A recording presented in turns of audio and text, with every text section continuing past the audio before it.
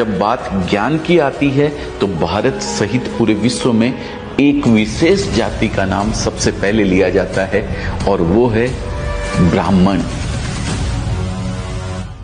ब्राह्मण केवल एक जन्म नहीं, एक कर्म है, एक पद नहीं, एक जिम्मेदारी है, एक अधिकार नहीं, एक कर्तव्य है। ब्राह्मण वह है जो सर्वे भवन्तु सुखिनः का मंत्र न केवल बोलता है बल्कि जीता है, जो वसुदेव कुटुंबकम की भावना को हर सांस में महसूस करता है। और अंत में ब्राह्मण वह है जो जानता है कि असली ज्ञान विनम्रता में छिपा है, असली शक्ति करुणा में निहित है और असली महानता सेवा में निहित है।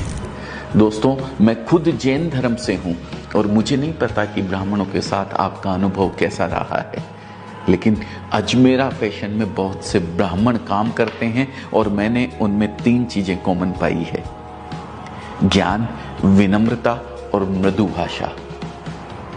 दोस्तों, अगर आबादी की बात करूं तो ब्राह्मणों की संख्या भारत की कुल आबादी का मात्र 5% भी शायद नहीं है।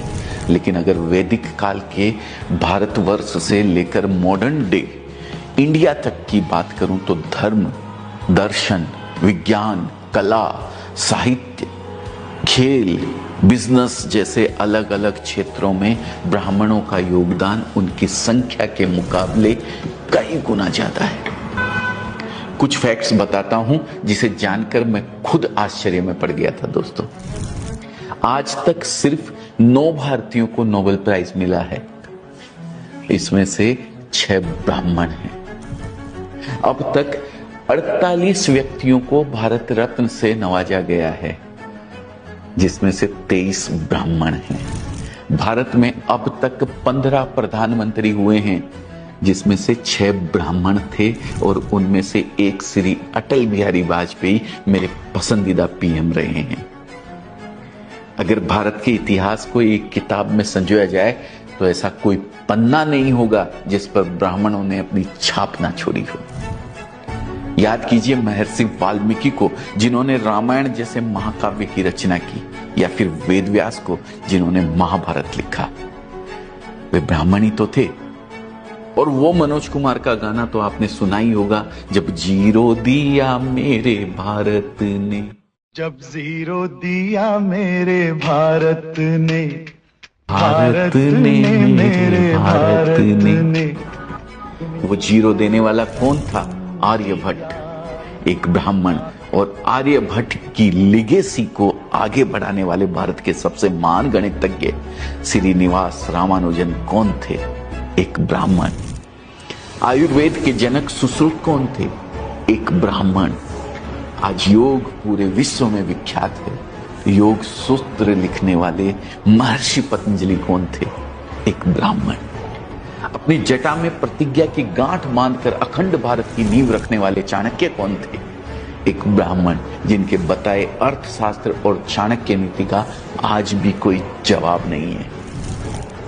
हमें यह नहीं भूलना चाहिए कि जब मुगलों ने हमारे ग्रंथों को जलाने की ठानी, हमारे मंदिरों को मिट्टी में मिलाने का प्रयास किया, तब ब्राह्मणों ने विद्या और धर्म की लौ को बुझने नहीं दिया।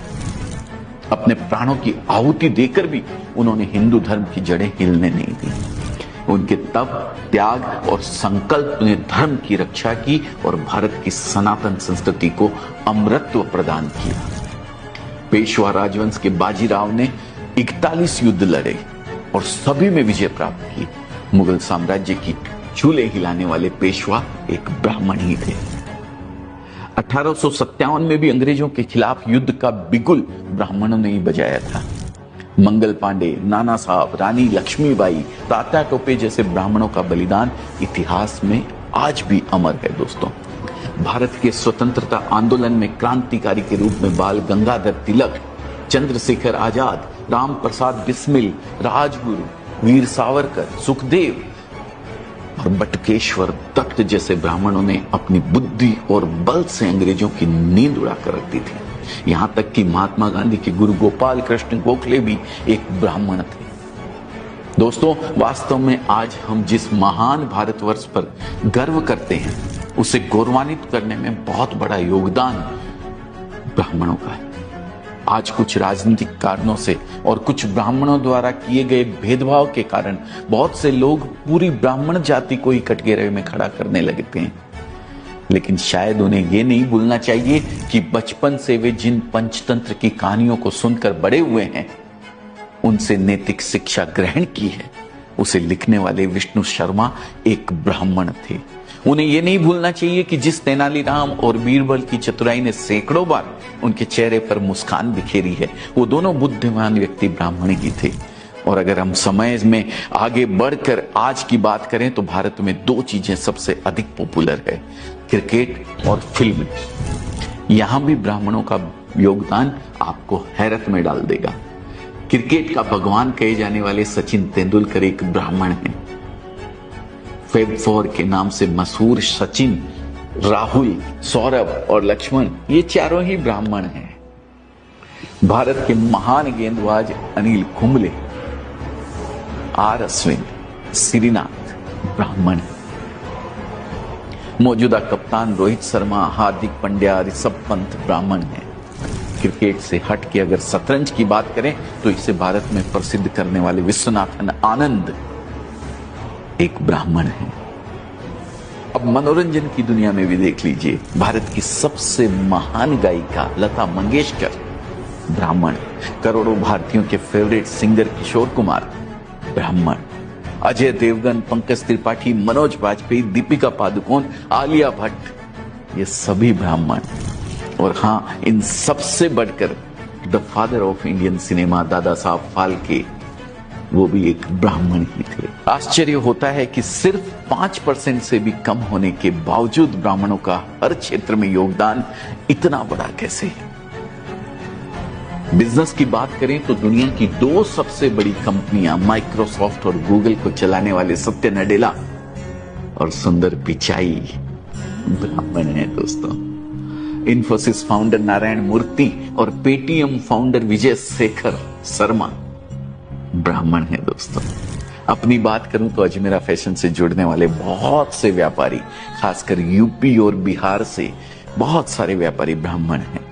अजमेरा ट्रेंड्स की फ्रेंचाइजी लेने वालों में भी कई ब्राह्मण शामिल है और उनमें से अधिकतर बिजनेस में काफी अच्छा कर रहे हैं। तो सवाल उठता है कि हम ब्राह्मणों से क्या सीख सकते हैं। मेरी समझ में मुख्यतः 4 ऐसी बातें हैं जो हम ब्राह्मणों से सीख सकते हैं। पहली, ज्ञान लो, ज्ञान दो। ब्राह्मण आज इसलिए आगे हैं क्योंकि उन्होंने शुरू से ही ज्ञान की शक्ति को समझा है। आज भी ब्राह्मण परिवारों में पढ़ाई लिखाई पर बहुत अधिक जोर दिया जाता है। और दोस्तों, ज्ञान के बारे में एक बात प्रसिद्ध है, यह बांटने से बढ़ता है। ब्राह्मणों ने ज्ञान अर्जित करके सिर्फ अपने पास नहीं रखा, उसे दूसरों को सिखाया। हमें भी पहले खुद अपनी स्किल्स डेवलप करनी चाहिए और फिर उसे आगे बढ़ाना चाहिए। दूसरी है निष्ठा और ईमानदारी। इतिहास उठाकर देखा जाए तो ब्राह्मण किंग कम किंग मेकर अधिक रहे हैं। गुरु वशिष्ठ हो, गुरु द्रोणाचार्य या चाणक्य, इनके पास कई अवसर थे जब वे सत्ता की बागडोर अपने हाथों में ले सकते थे, लेकिन ये हमेशा धर्म के मार्ग पर चले और राजा और राज्य के प्रति निष्ठा और ईमानदारी दिखाई। तीसरी, देशभक्ति। ब्राह्मणों ने शुरू से ही राष्ट्र और धर्म की रक्षा के लिए अपने प्राणों की बाजी लगाई है, चाहे वह मुगलों का आक्रमण हो या अंग्रेजों का अत्याचार।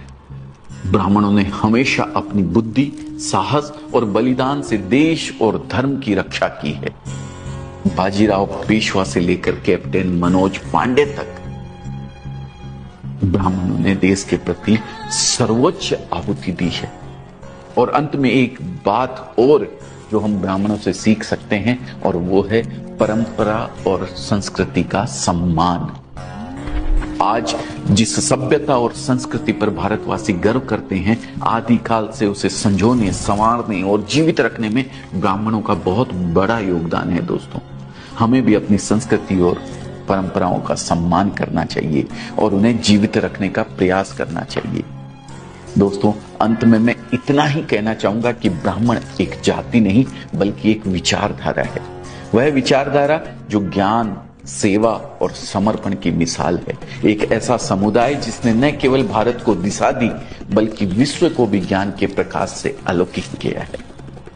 जिनके तप से जगमगाता रहा यह धरा का आंगन, जिनकी वाणी से गूंजा धर्म का यह वंदन, वह ब्राह्मण थे, हैं और रहेंगे, जिनकी साधना से रोशन रहेगा यह जीवन।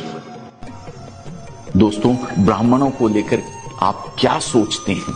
कमेंट में एक बार जरूर लिख के मुझे बताइएगा। साथ ही अगर ये केस स्टडी या जो भी आप समझते हैं इसको पसंद आई हो तो इसे लाइक करना मत भूलिएगा और शेयर कीजिएगा उन लोगों तक जिन्होंने शायद आज तक ब्राह्मण को पहचाना ही नहीं। बहुत बहुत धन्यवाद अपना कीमती समय देने के लिए। मैं दिल से आपका हृदय की गहराइयों से धन्यवाद करता हूं। जय हिंद, जय भारत, जय भगवान परशुराम।